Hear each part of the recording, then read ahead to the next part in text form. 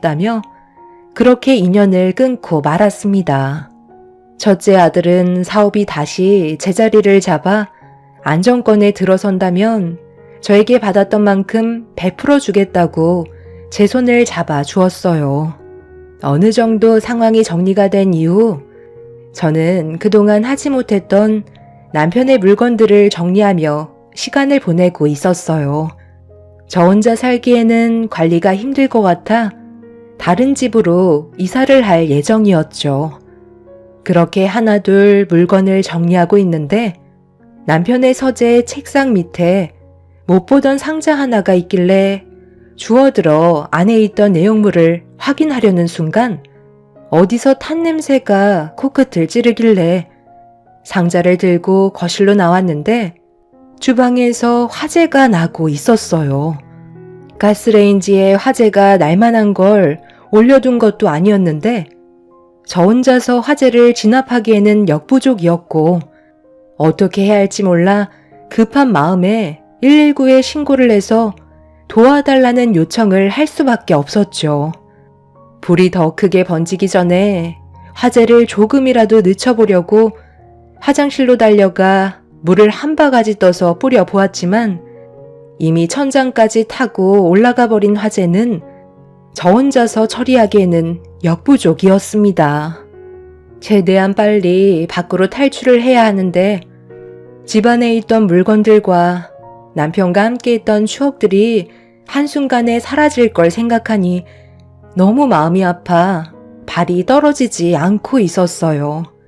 순식간에 차오른 연기는 제 시야를 가로막았고 당황해서 아무것도 하지 못한 채 발만 동동 구르다가 결국 제가 들고 있던 상자 하나만 들고 집 밖으로 나가려고 현관문을 열렸는데 문이 열리지가 않더라고요. 화재가 현관에까지는 번지지 않았기 때문에 문을 열면 바로 열릴 줄 알았는데 무슨 이유 때문인지 아무리 잡고 돌려도 문은 굳게 닫혀 있었습니다. 이미 거실 천장까지 화재로 뒤덮인 상태에서 현관문도 열리지 않자 저는 2층 계단으로 급하게 올라가 옥상으로 탈출을 했어요. 건물 안에서는 물건들이 폭발하는 소리가 들렸고 열기가 바닥에서 올라오는 게 느껴지고 있었습니다. 잠깐 숨을 돌리는 사이 119가 도착해 화재 진압에 힘을 써줬지만 이미 집안은 전부 다 타고 재로 변해버린 상태였어요. 저는 어느 정도 연기를 마신 상태라 병원에서 치료를 받아야 했고 제가 입원을 했다는 소식에 자식들이 병실 문을 열며 사색이 된 얼굴로 제 몸을 살피기 시작했어요. 다행히 큰 문제는 없어서 그날 바로 퇴원을 할 수는 있었지만 갈 곳이 없다는 게 문제였죠. 그런데 여기에서 예상치 못한 전개로 흘러갔고 저는 자식들의 행동에 눈물을 흘리고 말았습니다. 어머니, 크게 다친 곳은 없는 거예요? 아유, 갑자기 이게 무슨 일이에요? 제가 물어보니까 화재가 난 발화 지점이 주방이라고 하던데 뭘 하셨길래 불이 나고 있는지도 모르고 계셨어요. 하마터면 정말 큰일 날 뻔했다고요. 집이 전부 다 타버렸다면서요. 그럼 아예 허물고 땅만 팔든지 해야 되겠어요. 당장 지낼 곳은 있으세요? 나도 왜 불이 났는지 이해를 할 수가 없다. 주방에서 딱히 뭘 한 것도 없는데 타는 냄새가 나서 나와보니 주방에서 이미 불이 나고 있었어. 집이 그렇게 됐으니 전부 다 헐고 땅만 처분하던지 해야 되겠지. 그런데 거처가 없어져서 지금 당장 갈 곳이 없는데 너희들한테 신세 좀 줘도 괜찮겠니? 상황이 마무리되는 대로 나 혼자 살 곳 마련해서 나갈 테니 그때까지만 너희들한테 신세 좀 져야 할 것 같다. 엄마도 지금 너무 놀란 나머지 도움이 좀 필요할 것 같거든. 저희 집에요? 잠깐만요. 그건 좀 힘들 것 같아요. 어머니도 잘 아시잖아요. 저희도 애들이 많아서 어머니가 마음 편히 쉴 곳이 없어요. 방도 없고요. 아유, 나도 형이랑 같은 상황이잖아. 우리도 남는 방이 없어서 엄마가 편하게 지내실 수 있는 공간은 마련해드리지 못할 것 같은데. 차라리 그냥 숙소 같은 데서 잠깐 지내시던지 집 근처 원룸 하나 잡으시는 게 좋지 않을까요? 화재가 난 집 철거하고 땅을 파실 때까지 저희 집에서 지내는 건 무리가 좀 있을 것 같아요. 소식 듣고 왔어요. 어쩌다가 화재까지 났어요? 혼자 계시니까 쓸데없는 생각을 너무 많이 하셔서 주방에서 불이 나고 있는 것도 알아차리지 못하고 있었다면서요? 설마 엄마 치매 있으신 거 아니에요?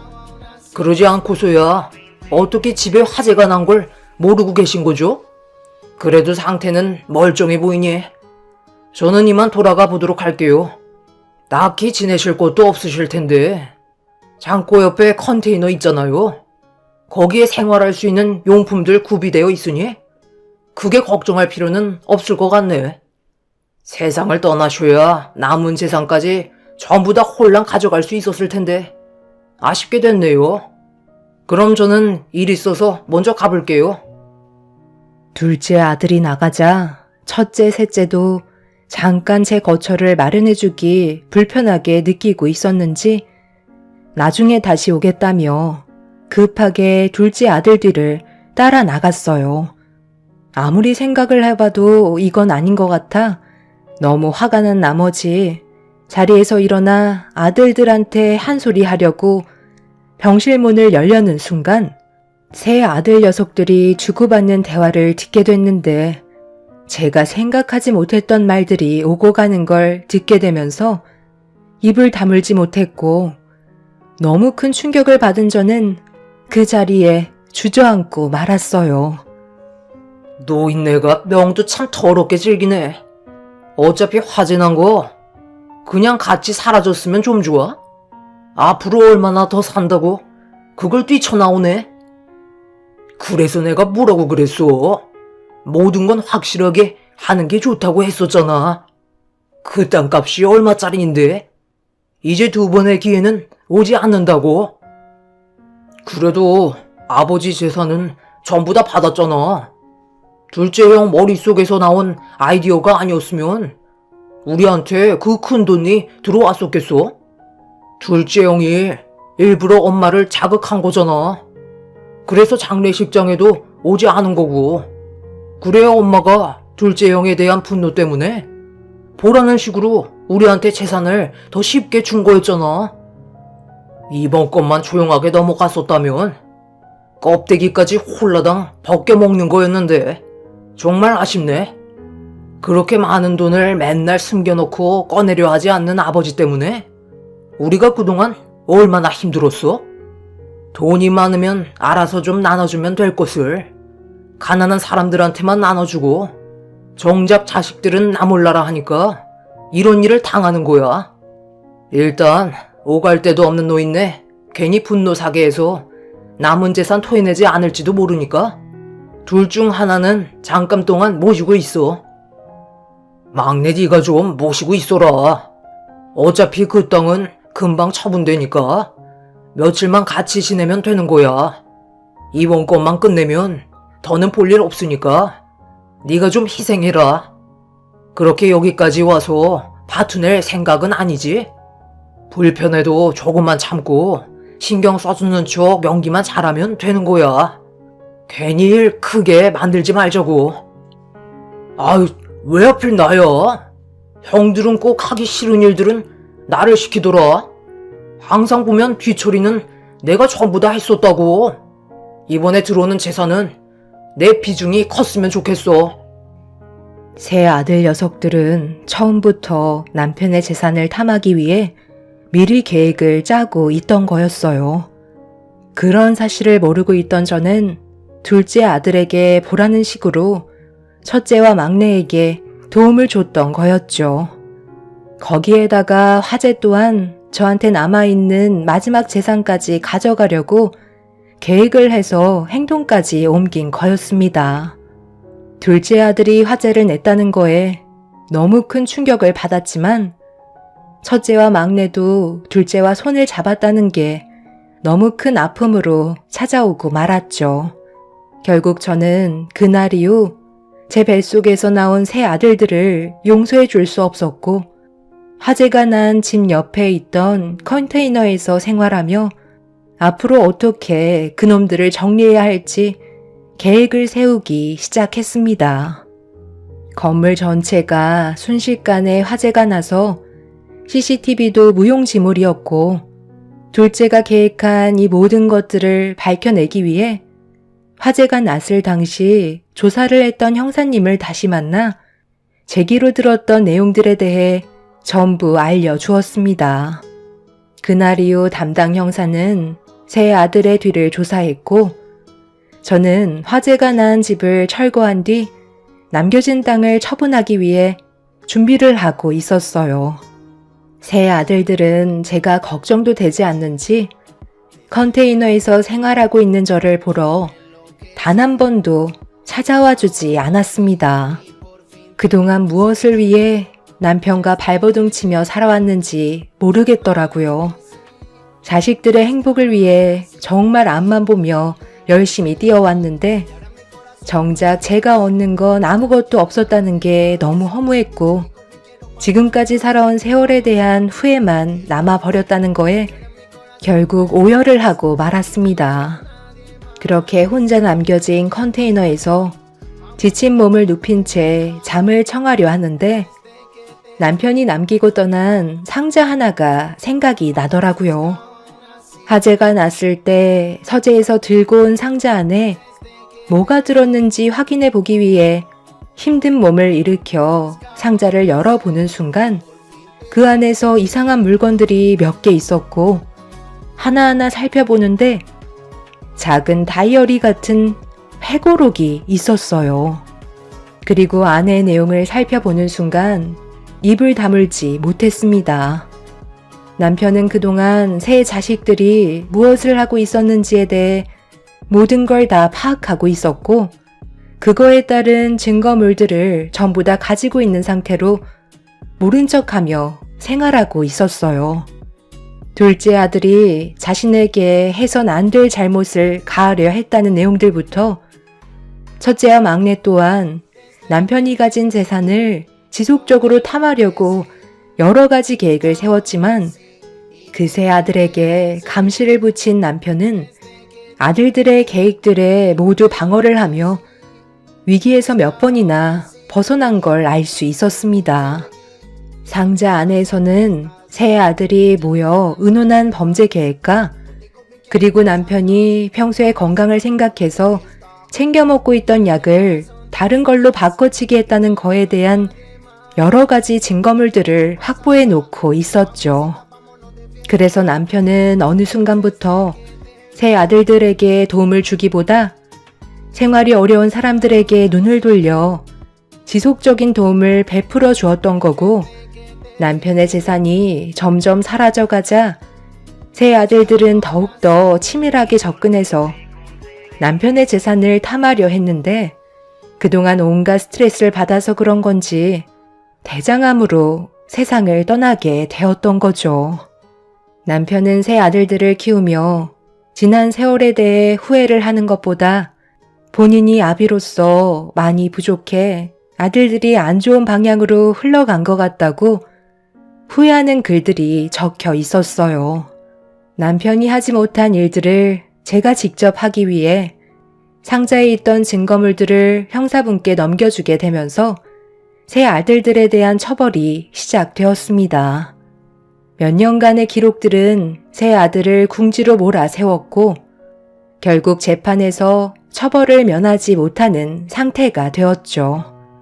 저에게까지 잘못을 가하려 했다는 거에 상당히 무거운 중범죄로 처벌이 내려져 모든 계획의 중심이 되었던 둘째 아들은 징역 7년이 선고되었고 첫째와 막내는 징역 5년으로 감옥에서 자신의 잘못에 대해 벌을 받아야만 했어요.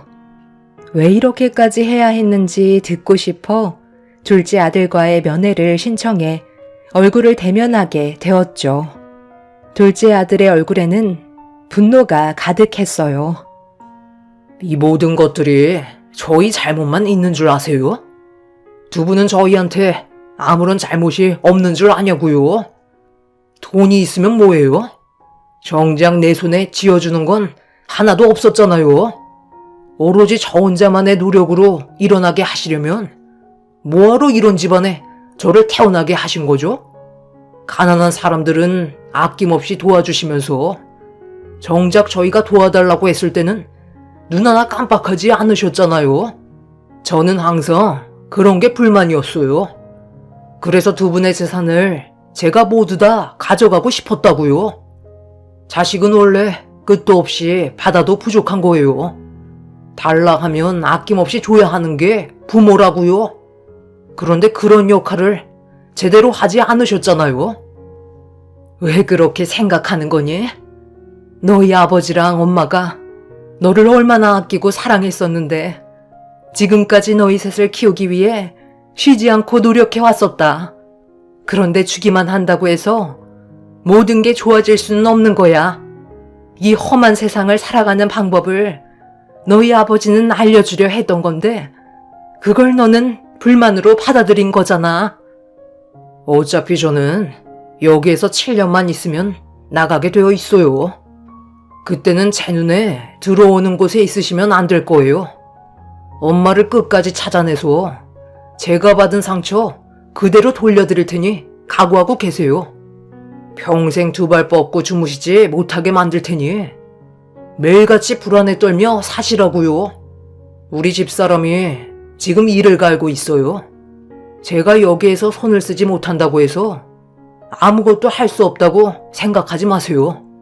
7년 뒤에 두고 보자고요. 둘째 아들도 그렇고 첫째 막내 또한 저와 남편에 대한 분노는 가득했어요. 정말 최선을 다해 지원해주고 가르쳤다고 생각했었는데 결국 좋은 결과는 얻을 수가 없었네요. 그렇게 세 아들들이 계획해서 가져간 돈에 대해서는 시간이 꽤 걸렸지만 법적인 절차를 밟아 다시 저에게 돌아왔고 지금 현재 저는 다른 지역에서 인생 2막을 시작했습니다.